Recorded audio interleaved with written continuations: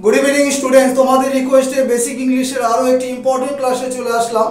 चलो स्क्रीनशटेर जोन्नो कयेक सेकेंड समय दिচ্ছি।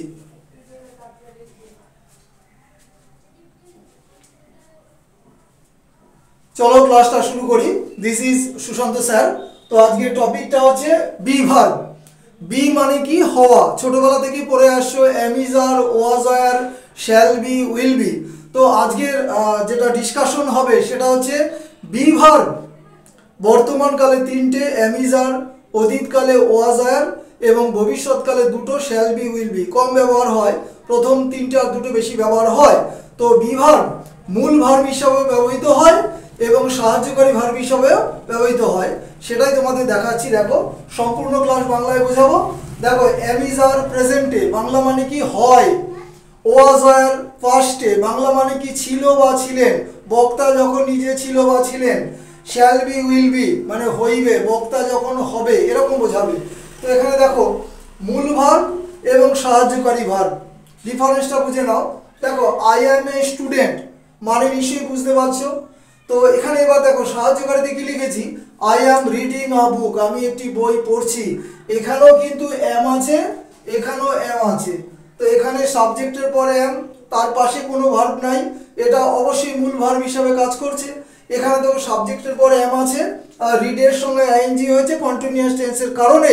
তাহলে পাশাপাশি দুটো ভার্ব বসলে প্রথমটাকে বলে সাহায্যকারী, পরেরটাকে বলে মূল ভার্ব। আইএনজি যুক্ত হয়েছে বারবার বলছি কন্টিনিউয়াসের কারণে। তাহলে এখানে এমটা মূল ভার্ব, এখানে এমটা সাহায্যকারী verb. Next he was rich, তিনি ধনী ছিলেন। দেখো হি ওয়াজ গিভেন আ বুক, তাকে একটা বই দেওয়া হয়েছিল। তাহলে এখানে ওয়াজটা হচ্ছে মূল ভার্ব আর এখানে ওয়াজটা সাহায্যকারী ভার্ব, কারণ এখানে ভার্বের থার্ড ফর্ম আছে দেখো গিভেন, অর্থাৎ পাস্ট টেন্সের প্যাসিভে ব্যবহার হয়েছে। নেক্সট দেখো একটা ফিউচার দিয়ে বোঝাই, he will be a doctor, তিনি একজন ডাক্তার হবেন।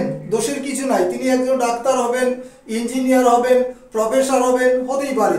এইখানে কি লিখেছি, he will be going to Kolkata, তিনি কলকাতা যাইতে থাকিবেন। তো এটা কন্টিনিউয়াসে। দেখো এখানে কিন্তু উইল বিটা হচ্ছে মূল ভার্ব, এখানে উইল বিটা কিন্তু সাহায্যকারী ভার্ব, আর এটা মানে ভি ওয়ানের সাথে আইএনজি হয়েছে কন্টিনিউয়াসের কারণে। তাহলে এই হচ্ছে বি ভার্ব, যে মূল ভার্ব হিসাবে ইউজ হয় সেন্টেন্সে এবং সাহায্যকারী ভার্ব হিসাবে ইউজ হবে। ঠিক আছে।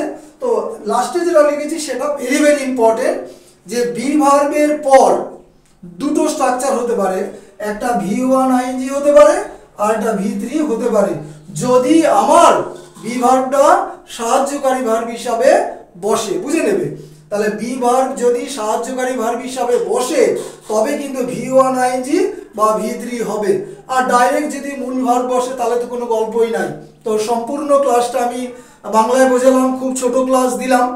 যারা আমার বিগিনার্স আছো তারা প্রত্যেকে নোট ডাউন করবে। বারবার বলি ক্লাস কেউ পেন্ডিং রাখবে না, কারণ এটা সম্ভবত 221 বা 22 নম্বর ক্লাস হবে।